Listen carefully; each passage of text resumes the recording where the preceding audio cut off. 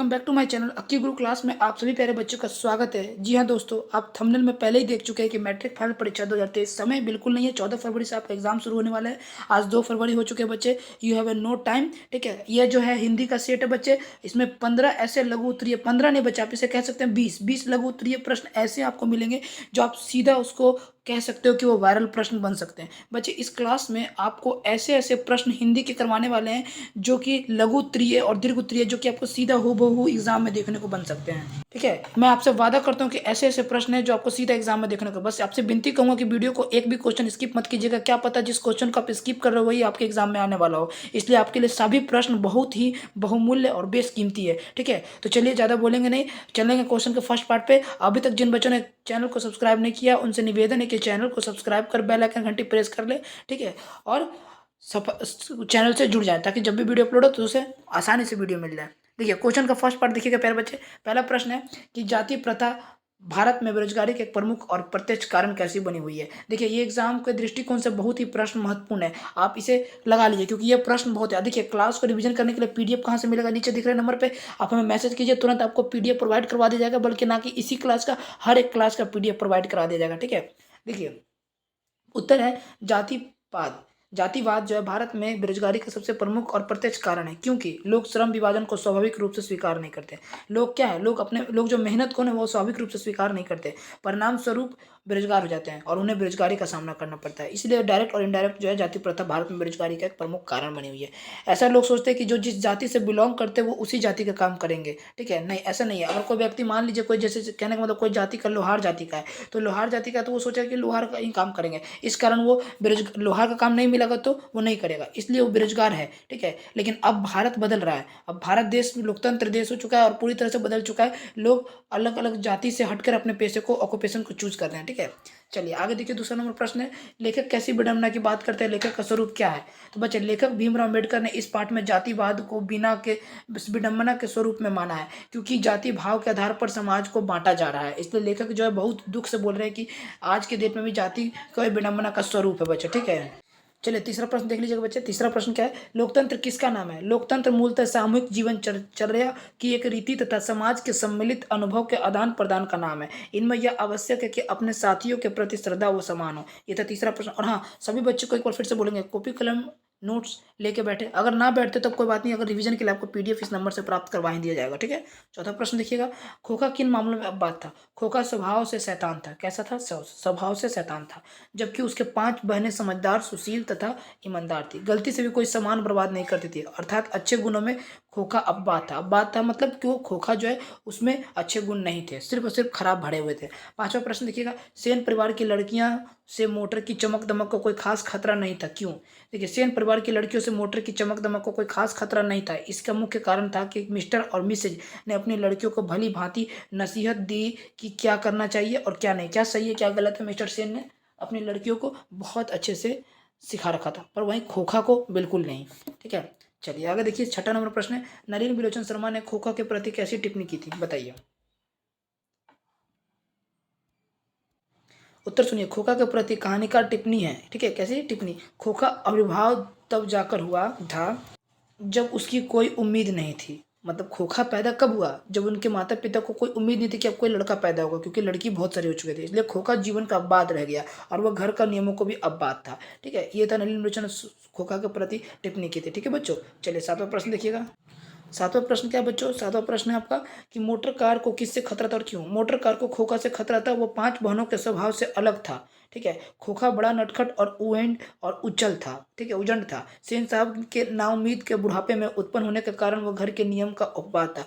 मतलब लाडला था बच्चों, कह सकते हो कि जिस उम्र में बेटे की उम्मीद नहीं थी, बेटे की उम्मीद खोखा साहब ने, सेन साहब ने खो दी थी, उस समय में खोखा पैदा हुआ। तो जाहिर सी बात है कि आंखों का तारा होगा ही होगा। ठीक है, और इस कारण वो प्यारा होगा, तो प्यारा होगा तो वो लाडला होगा, यानी बिगड़ा बिगड़ाल होगा। ठीक है, तो इस तरह से ये प्रश्न भी इंपॉर्टेंट रखता है आपके एग्जाम के दृष्टिकोण से। ये भी प्रश्न आपके एग्जाम में गिर सकते हैं। ठीक है, चलिए आठवां प्रश्न देखिएगा, मैक्स मूलर ने संस्कृति की कौन सी विशेषता और महत्व बतलाया है, बताइए। तो मैक्स मूलर ने भारत की संस्कृत की विशेषता बताएं। कैसी, तो संस्कृत की विशेषता बताएं कि इस विषय में भारत संस्कृति छपी हुई है। ठीक है, भारत की संस्कृति छपी हुई है। आगे देखिए, नौवां प्रश्न है कि धर्मों के दृष्टि से भारत का क्या महत्व है? तो धर्म के दृष्टिकोण से भारत का एक धर्मनिरपेक्ष राष्ट्र है, क्योंकि यहाँ सभी धर्म का एक समान आदर होता है। ठीक है, ये सेट वन है बच्चे। ठीक है, ये सब्जेक्टिव का सेट वन है, और भी सेट आएंगे, आप पूरा वीडियो देखना ना भूलें। ठीक है, ठीक है बच्चे।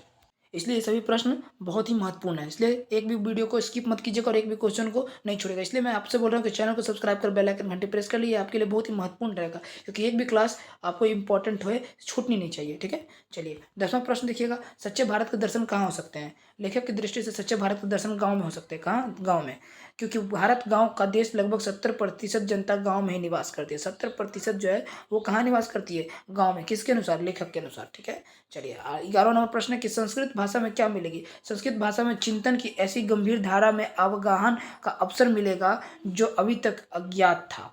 यहीं मानव हृदय में गहनता, सहानुभूति और सदस्यता को जगाने वाले पाठ भी प्रचार मात्रा में पढ़ने को मिल सकती है। तो संस्कृत भाषा में हमें यह मिलेगा। ठीक है, एक बार फिर से कहेंगे कि क्लास की पीडीएफ आपको कहाँ से मिलेगी, तो आपको इस नीचे दिख रहे नंबर पर हमें मैसेज कीजिए, हाय, तुरंत पीडीएफ प्रोवाइड करवा दी जाएगी। ठीक है, चलिए 12 नंबर प्रश्न देखिएगा कि बढ़ते नाखून की प्रकृति क्या है? बढ़ते नाखून की प्रकृति है कि वह नाखून को जिलाए जा रही है और मनुष्य उसे काटे जा रहा है। ठीक है, बढ़ते नाखून की प्रकृति यह है कि नाखून बढ़े जा रही है और मनुष्य उसे काटे जा रहा है, और बढ़ते नख मनुष्य को अपने पिछले जन्मों के पिछले समय का प्रवृत्ति याद दिलाती है कि वो एक जानवर से विकसित होकर मानव बना है। ठीक है, चलिए 13 नंबर प्रश्न देखिएगा, बढ़ते नाखून द्वारा प्रकृति मनुष्य को क्या याद दिलाती है? देखो मैंने बोला ही था, बढ़ते नाखून द्वारा प्रकृति मनुष्य को याद दिलाती है कि लाख वर्ष पहले मनुष्य नख और दांतों पर निर्भर पशुवत जीव था। मनुष्य भी एक पशु था जो कि अपने नाखून और दंत पे जीवित था। आज भी हमारी पशुता नष्ट नहीं हुई है, पशुता के मनुष्य के आदिम प्रति, यानी कि ये नाखून आज भी बढ़ रहे हैं और दांत आज भी है। ये बात का सबूत है कि हम पिछले जमाना में एक जानवर हुआ करते थे। ठीक है, एक हम मानव लोग। ठीक है बच्चे, आदि मानव लोग पहले इस्तेमाल इसी से करते थे, नख का इस्तेमाल करते थे। ठीक है, चलिए आगे देखिए 14 नंबर प्रश्न क्या है कि स्वाधीनता शब्द का सार्थक लेखक के क्या बताता है?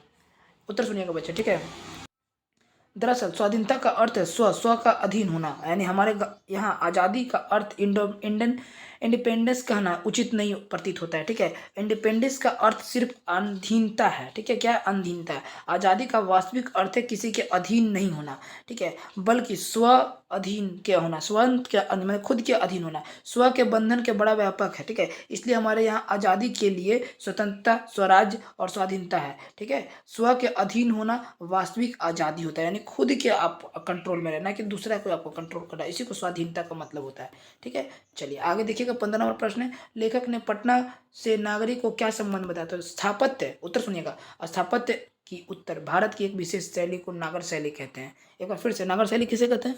तो स्थापत्य उत्तर भारत की एक विशेष शैली को नागर शैली कहते हैं। ठीक है, और आगे प्रश्न है कि प्रश्न है उत्तर है बच्चों, यह नागरी शब्द किसी नगर अर्थात बड़े शहर से संबंधित है।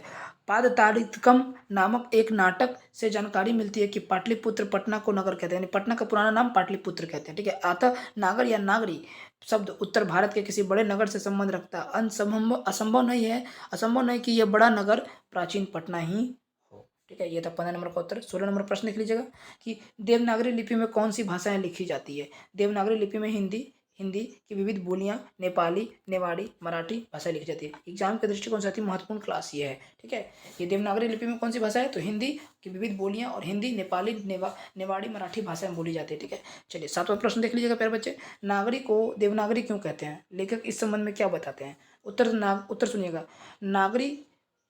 नागरी नामक की उत्पत्ति जो है, इसका अर्थ के बारे में विद्वानों ने बड़े मतभेद किए हैं। एक मत के अनुसार गुजरात के नागर ब्राह्मणों ने पहले इस लिपि का इस्तेमाल किया, इसलिए इसका नाम नागरी पड़ा। और एक अन्य मत के अनुसार नागरी एक सिर्फ नगर है, परंतु काशी देवनगरी है, इसलिए काशी में प्रयुक्त लिपि का नाम देवनागरी यानी देवताओं की नगरी पड़ा। ठीक है, ध्यान रखना बच्चों। चलिए 8वां प्रश्न देख लीजिएगा, बहादुर अपने घर से क्यों भागा था? बहादुर के पिता का निधन युद्ध में हो गया था। कहाँ हो गया था? युद्ध में। वो एक सैनिक थे। उसकी माँ उसकी गलतियों पर काफ़ी पिटाई करती थी। भैंस की पिटाई के आरोप में माँ ने बुरी तरह बहादुर को पिटाई कर दी और वो घर से कुछ पैसे लेकर 9-2-11 मतलब भाग गया। और इसी के भागने के बाद बस स्टॉप पे लेखक के साले ने उसे देख लिया और उसे अपने घर ले गया, और उसके साथ वहाँ पे बहुत लंबी कहानी है, जो आप चैप्टर पढ़ोगे तो आपको पता चल जाएगा। देखिए, अपने शब्दों में पहली बार दिखे बहादुर का वर्णन करिए। देखिए, पहली बार दिखा बहादुर अपनी आंखों से मटका घुमा रहा था। उसकी उम्र उस समय 12 से 13 वर्ष की थी। उसका शरीर ठिगना और चकैत था। उसका रंग गोरा था। उसका मुंह चपटा था। वह सफ़ेद निक्कर यानी पैंट ठीक है, पहने हुआ था। आधी बाह की सफ़ेद कमीज और भूरे रंग का पुराना जूता पहने था। उसके गले में स्काउटों की तरह एक रुमाल बंधा हुआ था। ठीक है, ये था 19 नंबर का प्रश्न। ठीक है, चलिए 20वां प्रश्न देख लीजिएगा बच्चे। 20वां नंबर प्रश्न है कि बहादुर ने लेखक के घर को क्यों छोड़ा। अब देखिए, बहादुर बहादुर जो था उसका पूरा नाम दिल बहादुर था। लेखक की पत्नी को दिल शब्द जो है ना बहुत खराब लगा, इसलिए उड़ा दिया, इसलिए सिर्फ बहादुर रहने दिया। ठीक है, तो देखिए लेखक के बहादुर ने लेखक का घर क्यों छोड़ा। तो लेखक के घर आए रिश्तेदार ने बहादुर पर रुपए चोरी का आरोप लगाया। कितने रुपए, तो उनके लेखक के साले की पत्नी ने 11 रुपए के चोरी का आरोप लगा दिया था। इस घटना के बाद बहादुर काफी डांट मार खाने लगा और घर के सभी लोग उसको दुरदुराया करते थे। किशोर तो उसकी जान के पीछे पड़ गया था। ईमानदार बहादुर को इस घटना पर अत्यंत क्षोभ यानी दुख हुआ और वो लेखक का घर छोड़ चला जाता है। और इसके बाद लोगों को, वह लेखक के साले सबको काफी पछतावा होता है कि हमने उसके साथ बहुत दुर्व्यवहार किया। ठीक है, तो ये था सुपर 20 प्रश्न बच्चे। अगर आपको क्लास की पीडीएफ चाहिए तो दिख रहे हैं नीचे नंबर पर, तुरंत मैसेज किए, तुरंत बच्चे प्रोवाइड क्लास की प्राप्त करवा दी जाएगी आपको। और इसी क्लास की नहीं बच्चे, हर एक प्रकार के सब्जेक्ट की आपको पीडीएफ भेज दी जाएगी। तो बस आज के लिए इतना ही, मिलते हैं अगले स्टडी की वीडियो में। और आज का क्लास कैसा रहा कमेंट सेक्शन में जाकर बताना ना भूले। और जिन बच्चों ने अभी तक चैनल को सब्सक्राइब नहीं किया है, प्लीज़ बच्चे चैनल को सब्सक्राइब कर ले और बेल आइकन घंटी प्रेस कर ले, ताकि एक भी क्लास आपकी मिस ना हो पाए। तुरंत वीडियो अपलोड और नोटिफिकेशन तुरंत आपके पास पहुंच जाए। ठीक है, आज के लिए इतना ही, मिलते हैं अगले स्टडी की वीडियो में। तब तक अपना ख्याल रखें। जय हिंद, जय भारत, स्वस्थ रहिए, मस्त रहिए।